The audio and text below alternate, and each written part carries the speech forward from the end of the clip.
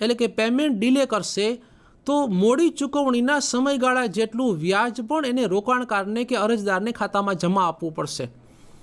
તો વાઉચિંગ આ પ્રક્રિયામાંથી પસાર કરે છે કે અરજીઓ મળેલી છે કે કેમ, અરજીઓ યોગ્ય રીતે મંગાવવામાં આવેલી છે કે કેમ, અરજીની મુદત કેટલી હતી, યોગ્ય અરજીઓ અને અયોગ્ય અરજીઓની ફાળવણી અથવા તો વર્ગીકરણ થયેલું છે કે કેમ, યોગ્ય અરજીઓના નામે શેર મંજૂર થયેલા છે કે કેમ, મંજૂર થયેલા શેર અરજદારોને મંજૂરી પત્રોની જાણ થયેલી છે કે કેમ, જેના નામંજૂર થયેલા છે અરજદારોને નાણાં સમયસર પરત મળેલા છે કે કેમ। આ બાબતો વાઉચિંગની પ્રક્રિયાનો એક ભાગ છે। ફરીથી મિત્રો આપણે સ્લાઇડમાં જોશું કે શેર મૂડીમાં જે કોઈ બાબતો અત્રે આપણે રજૂ કરીએ છીએ એમાં ક્યારેક એવું બનશે કે કંપનીએ શેર અરજીના બદલામાં શેરનું વર્ગીકરણ અથવા તો શેરની વેચણી કરેલી હોય, પણ ક્યારેક એવું પણ બનશે કે જે લોકોએ રોકડ રોકાણ નથી કર્યું એને પણ રોકડની અવેજીમાં આપણે શેર આપી શકીએ। એટલે કે મૂડી રોકાણ કરે છે એને જ શેર આપવા જરૂરી નથી। ક્યારેક કોઈ વિશિષ્ટ સેવા બદલ મહેનતાણા સ્વરૂપે અથવા તો એના વિશિષ્ટ લાભ લેવા બદલ આપણે એને શેર આપી શકીએ। ક્યારેક એવું પણ બનશે કે કોઈ રોકાણકારે મૂડી રોકાણ ન કરતાં મિલકતનું રોકાણ કરેલું હોય અને જો આવી મિલકતનું રોકાણ કરનાર વ્યક્તિ, પેઢી, કંપની કે ભાગીદારો સાથે કંપનીએ કરાર કરેલો હોય તો એમની વિશિષ્ટ સેવા બદલ કે એમના દ્વારા રોકાયેલી મિલકતોના બદલામાં પણ આપણે શેરની વેચણી કરવી પડે। તો જરૂરી નથી મિત્રો કે શેર મૂડીમાં રોકાણ રોકડ સ્વરૂપે જ થાય। રોકડ કે રોકડની અવેજીમાં કોઈ પણ પ્રકારનું રોકાણ જો કંપનીમાં થયેલું હોય તો બદલામાં એને શેરની ફાળવણી કરવામાં આવેલી છે કે નહીં, ફાળવણીનું ધોરણ સંચાલકોએ સેબીના પ્રતિનિધિની હાજરીમાં કરેલું છે કે નહીં, ફાળવેલા શેરની નોંધ શેર અરજીપત્રકમાં અને શેર રજિસ્ટર્ડમાં થયેલી છે કે કેમ, દરેક અરજદારોના ખાતામાં શેરની ફાળવણી જમા થયેલી છે કે કેમ, શેરની ફાળવણી રોકડથી કરવામાં આવેલી છે કે રોકડની અવેજીમાં કરવામાં આવેલી છે કે કેમ, આ બાબતોની તપાસ વાઉચિંગ દ્વારા કરવામાં આવે છે। ત્યારબાદ જો શેર મૂડી અંગે બાંહેધરી મેળવવામાં આવેલી હોય એટલે કે ક્યારેક ઘટતી મૂડીનો કરાર જે છે એ પૂર્ણ કરવા માટે બાંહેધરી દલાલો સાથે પણ કરાર કરવામાં આવતા હોય છે। જ્યારે ઇસ્યુને નબળો પ્રતિસાદ મળે એટલે કે જ્યારે બજારમાં મંદીનું વાતાવરણ ચાલતું હોય અથવા તો એક કરતાં વધારે કંપનીઓના ઇસ્યુ કોઈ એક જ સમયે આવતા હોય ત્યારે સ્વાભાવિક છે કે ક્યારેક કોઈ એક કંપનીનું ભરણું પૂરું ન ભરાય અને લઘુત્તમ ભરણાની જોગવાઈનું પાલન ન થતું હોય ત્યારે કંપનીના સંચાલકો બાંહેધરી દલાલો સાથે બાંહેધરી કરાર કરતા હોય છે। હવે આ બાંહેધરી કરાર કરનાર પક્ષકારોની વિગતની પણ તપાસ કરવી જોઈએ કે બાંહેધરી કરાર કરનાર પક્ષકારો કોણ છે, બાંહેધરીનું કમિશન એને કેટલું આપવાનું છે, કમિશન રોકડમાં આપવાનું છે કે શેર સ્વરૂપે આપવાનું છે, એને સંપૂર્ણ મૂડીનો બાંહેધરી કરાર કરેલો છે કે ઘટતી મૂડીનો બાંહેધરી કરાર કરેલો છે, એક જ દલાલ સાથે કરવામાં આવેલો કરાર છે કે એક કરતાં વધારે બાંહેધરી દલાલનો કરાર છે, આ બાબતો તપાસવી પડે। આ ઉપરાંત જ્યારે શેર અરજી સાથે આપણને નાણાં મળે છે ત્યારે આ નાણાં આપણને હપ્તેથી મળે છે, પૂર્ણ રકમ એકસાથે મળે છે, ક્યારે કોઈ રોકાણકાર અગાઉથી આપણને બધી જ રકમ એકસાથે ચૂકવી દે છે, એ બાબત પણ તપાસવી જોઈએ। અને અંતે ફરીથી મિત્રો જોશું કે શેર મૂડી માટે કયા વાઉચર્સ જરૂરી છે। તો રોકડમેળ છે, બેંક પાસબુક છે, શેર અરજી અને મંજૂરી પત્રો છે, શેરના દિલગીરી પત્રો છે, શેરની અરજીઓ છે, સંચાલક મંડળ દ્વારા ફાળવણીનું જે ધોરણ નક્કી કરવામાં આવેલું છે એ અંગેનો ઠરાવ છે। આ બધી બાબતો શેર મૂડીના સંબંધિત વાઉચર્સ કે દસ્તાવેજી પુરાવાઓ કહેવાશે। તો મિત્રો આપણે આ બે બાબત જોઈ, એક દેવાદાર અને બીજી શેર મૂડી। દેવાદાર એ ચાલુ મિલકત છે અને શેર મૂડી એ પાકા સરવૈયાની જવાબદારી છે। મિત્રો હવે આપણે નફા નુકસાન ખાતા ઉપર ધ્યાન કેન્દ્રિત કરશું અને નફા નુકસાન ખાતાની એક આવક અને ખર્ચ આપણે વાઉચિંગની પ્રક્રિયા દ્વારા સમજશું। તો હવે મિત્રો આપણે જોઈએ છીએ નફા નુકસાન ખાતું, જેમાંથી એક વ્યાજ ડિવિડન્ડની આવક એ નફા નુકસાન ખાતાની જમા બાજુ આપણે જોઈશું અને મજૂરી અથવા તો પગાર કે વેતનની ચૂકવણી નફા નુકસાન ખાતાનો ખર્ચ કહેવાશે। તો મિત્રો આપણે હવે વાઉચિંગની પ્રક્રિયા સમજવા માટે નફા નુકસાન ખાતા ઉપર ધ્યાન કેન્દ્રિત કરીએ છીએ। મિત્રો વ્યાજ ડિવિડન્ડની આવક શું છે?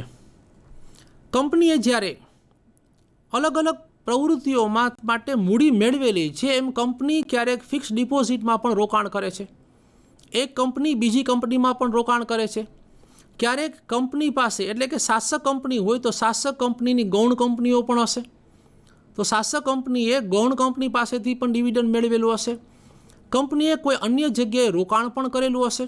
જેમ કોઈ એક શેર અરજદાર છે એ કંપનીમાં રોકાણ કરી શકે છે, એમ એક કંપની બીજી કંપનીમાં પણ રોકાણ કરી શકે છે.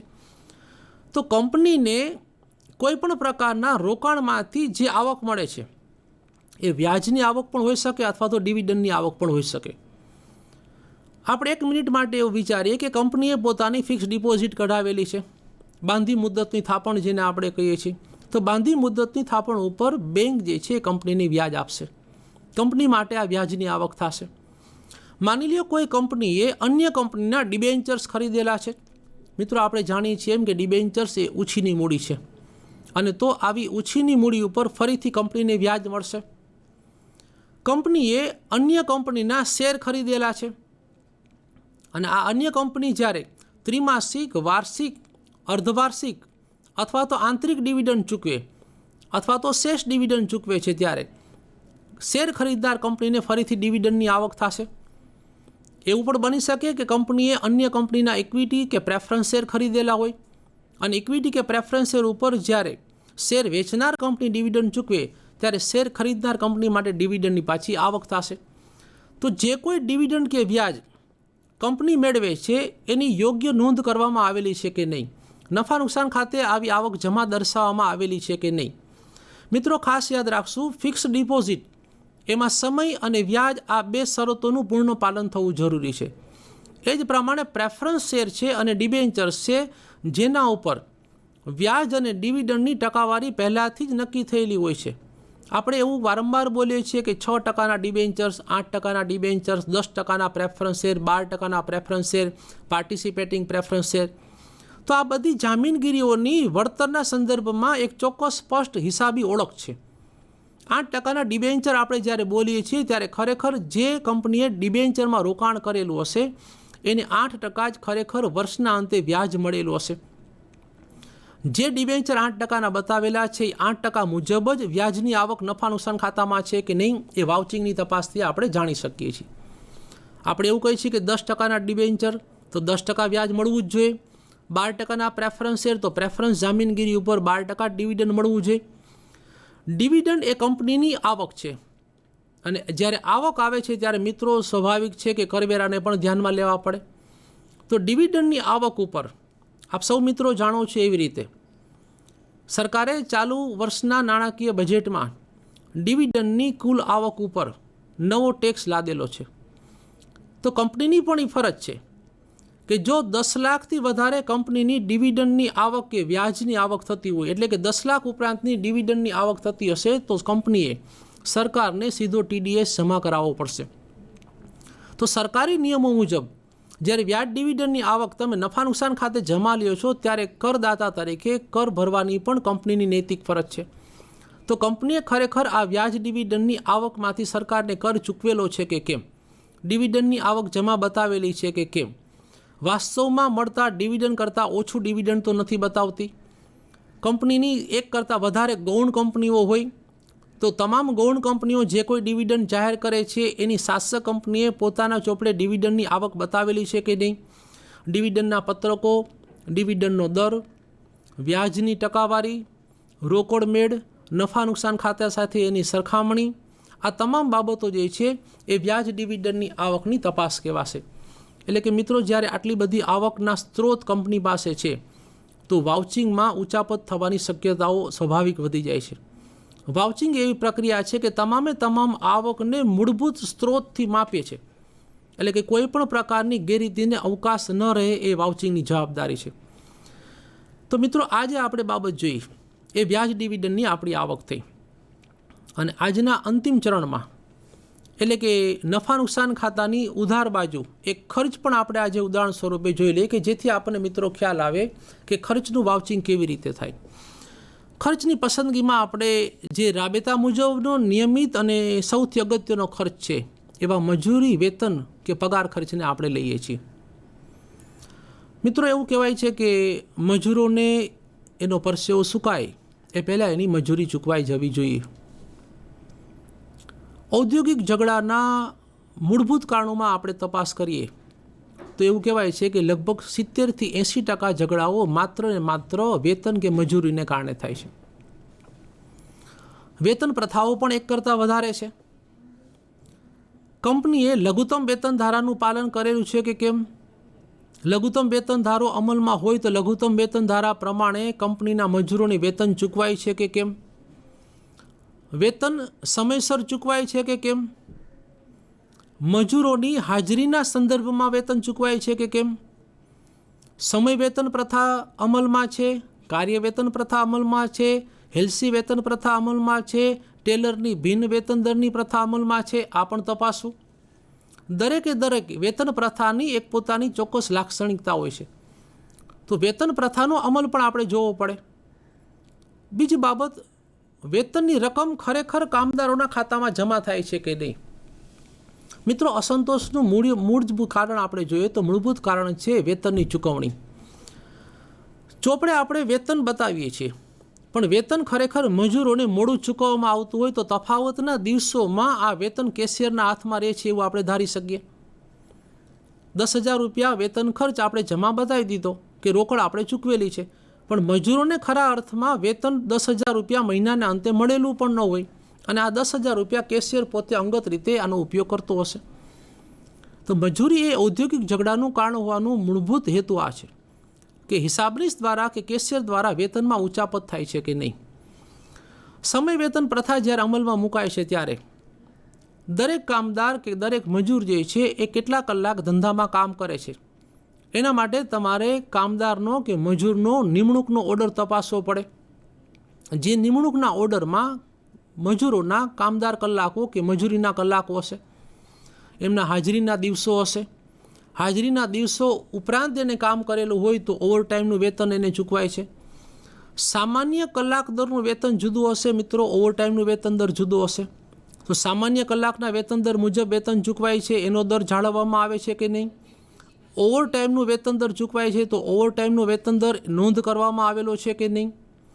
હેલ્સી કે રોવેન વેતન યોજના જ્યારે અમલમાં મૂકવામાં આવે છે ત્યારે બોનસની પણ એક ચોક્કસ વ્યાખ્યા છે કે બોનસ કેટલું આપવું, ઓવરટાઈમનું સમાન વેતન આપવું, ઓવરટાઈમમાં બમણું વેતન આપવું. મજૂરોએ લીધેલા કામકાજના કલાકોની સરખામણી કરી મજૂરોના રજાના દિવસોની નોંધ કરવામાં આવે છે કે નહીં?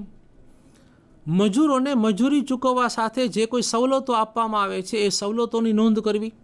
તો મિત્રો, આ બધી બાબતો વાઉચિંગની એક પ્રાથમિક તપાસ કહેવાય. વર્તમાન જે સૌથી મોટો પ્રશ્ન છે, જે સરકાર પણ આ બાબતે ચિંતિત છે અને મજૂરો અને નાના કામદારો પણ આજે આ બાબતે સૌથી વધારે ચિંતિત છે, એ છે પ્રોવિડન્ટ ફંડ. મજૂરો જ્યારે અથાગ પરિશ્રમ કરી પોતે વેતન મેળવે છે ત્યારે એમ્પ્લોયી અને એમ્પ્લોયર્સ કોન્ટ્રીબ્યુશન આ બંને બાબતોની યોગ્ય તપાસ થવી જરૂરી છે.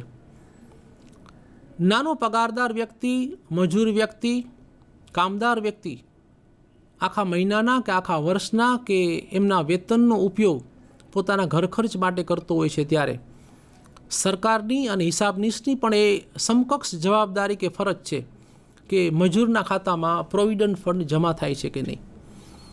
પ્રોવિડન્ટ ફંડની કપાત કાયદાની જોગવાઈ મુજબ કરવી. કામદારે પોતે જેટલો ફાળો નોંધાવેલો છે એટલો જ ફાળો સરકારશ્રીએ જમા કરવો અથવા તો કામદારના માલિકે જમા કરેલો છે કે નહીં. કામદાર અને મજૂર વચ્ચેના જે કોઈ તફાવતો છે, મજૂર એટલે માત્ર શ્રમ, જ્યારે કામદાર આપણે ગણીએ છીએ ત્યારે કામદારમાં અધિકારીઓમાં, કર્મચારીઓમાં બુદ્ધિનું તત્વ વિશેષ આપણે અપેક્ષિત રાખીએ છીએ. તો કામદારો કે મજૂરોને જે મજૂરી કે વેતન ચૂકવવામાં આવે છે એમાંથી પ્રોવિડન્ટ ફંડ એટલે કે એમ્પ્લોયર્સ અને એમ્પ્લોયી કોન્ટ્રીબ્યુશન સરકારના ખાતામાં જમા થાય છે કે નહીં. જો કોઈ મજૂરે કોઈ પણ પ્રકારના પોતાના પ્રોવિડન્ટ ફંડ માટે ઉપાડ કરેલો હોય તો આ ઉપાડની નોંધ એમાં કરવામાં આવેલી છે કે નહીં. આ ઉપરાંત મજૂરોને નક્કી કરવામાં આવેલા રોજગારીના દિવસોમાં રજાનો પગાર કપાત કરવામાં આવેલો હોય તો એની નોંધ કરવામાં આવેલી છે કે નહીં. વાઉચર્સ જોઈ લઈએ મિત્રો. મજૂરોને જ્યારે મજૂરી કે વેતન ચૂકવાય છે ત્યારે અનેક પ્રકારના પત્રકો તૈયાર કરવા પડે છે. એક તો એની હાજરીનું પત્રક, બીજું એનું સમયનું પત્રક, ત્યાર પછી મજૂરી ચૂકવણીની જે નોંધ તૈયાર કરવામાં આવે છે એની હિસાબી નોંધ ખરેખર એના પત્રકમાં કરવામાં આવેલી છે કે નહીં, અને રોકડની જાવક બાજુ આ મજૂરી દર્શાવેલી છે કે નહીં. પ્રોવિડન્ટ ફંડ જો કપાત થતું હોય એમ્પ્લોયર્સ અને એમ્પ્લોઈઝ કોન્ટ્રીબ્યુશન તો દરેક મહિનાના અંતે ને દરેક વર્ષના અંતે એમના ખાતામાં પ્રોવિડન્ટ ફંડ જમા થાય છે અને વર્ષના અંતે પ્રોવિડન્ટ ખાતામાં એની સ્લીપ પણ મજૂરોને મળે છે કે નહીં. એમને જે સ્લીપ આપવામાં આવે છે એ સ્લીપમાં મજૂરોની સહી લેવામાં આવે છે કે નહીં.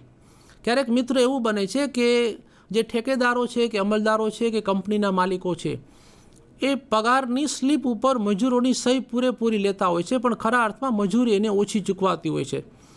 તો વાઉચિંગ જે છે એ ફિઝિકલ વેરિફિકેશનમાં પણ માને છે. એટલે કે તમે મજૂરોને અંગત રીતે પણ પૂછી શકો છો કે ખરા અર્થમાં તમારી પાસે જેટલી રકમમાં સહી લેવામાં આવેલી છે એટલી જ મજૂરી તમને ચૂકવવામાં આવેલી છે કે નહીં. તો મિત્રો વાઉચિંગ જે છે એ અલગ અલગ પ્રકારના તમામ નાણાકીય વ્યવહારોની ઊંડાણપૂર્વકની તપાસ કરે છે. આજના આપણા લેક્ચરમાં હું એવું માનું છું કે આપ મિત્રોને આ ટૂંકા ગાળામાં હું ન્યાયપૂર્વક રીતે વાઉચિંગનું ઉદાહરણ સમજાવી શક્યો છું. તો આ માત્ર 4 વ્યવહારોની ટૂંકી સમીક્ષા હતી. આપણે આજના વાઉચિંગમાં 4 ઉદાહરણો લીધા, જેમાં પાકા સરવૈયાની એક ચાલુ મિલકત દેવાદાર, પાકા સરવૈયાની જ મૂડી દેવા બાજુથી આપણે શેર મૂડી પણ લીધી, વેપાર અને નફા નુકસાન ખાતાની ખર્ચ અને આવક બાજુથી આજે આપણે એક આવક લીધી, ડિવિડન્ડ અને વ્યાજની આવક, જેમાં અનેક પ્રકારના રોકાણોમાંથી કંપનીને મળતી આવક આપણે જોઈ, જે ડિવિડન્ડ સ્વરૂપે પણ હોઈ શકે અને વ્યાજ સ્વરૂપે પણ હોઈ શકે. અને અંતે આપણે લીધું મજૂરી, જે મજૂરોની રોજીરોટી માટેનું અગત્યનું સાધન છે અને એમાં મિત્રો કોઈ પણ પ્રકારની ગેરરીતિ ન ચલાવી શકાય, જેના માટે વાઉચિંગ જ કંપનીના સંચાલકોને શ્રેષ્ઠ અને સફળ માર્ગ આપે છે.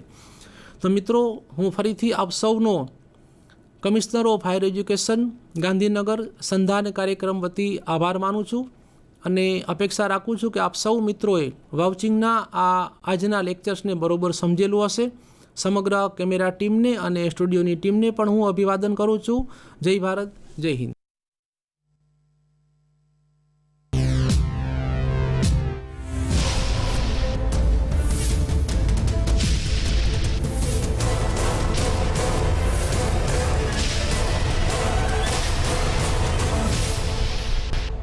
Sandhan All Gujarat Integrated Classroom. સેટેલાઇટના માધ્યમથી જોડતી કડી એટલે સંધાન.